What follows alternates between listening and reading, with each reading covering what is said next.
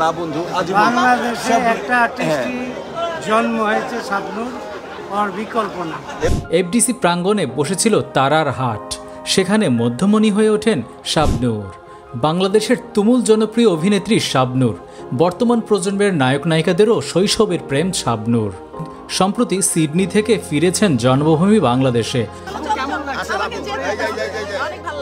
চলচ্চিত্র শিল্পী সমিতির নির্বাচনে দিয়েছেন ভোট। সবার সঙ্গে হাসি আড্ডায় মেতে ওঠেন জনপ্রিয় এই অভিনেত্রী। এই অভিনেত্রীর ভীষণ ভক্ত চিত্রনায়িকা পরীমণি। এক সময়ের তুমুল জনপ্রিয় এই অভিনেত্রীর সঙ্গে তোলা বেশ কিছু স্থির চিত্র তার সামাজিক মাধ্যমে পোস্ট করেছেন পরী। প্রিয় নায়িকাকে কাছে পেয়ে উচ্ছ্বসিত পরীমণি লিখেছেন, একজন শাবনূর, একজন সুপারস্টার, একজন শৈশবের মুগ্ধতা, একজন সুন্দর মনের মানুষ, একটা ভালোবাসা।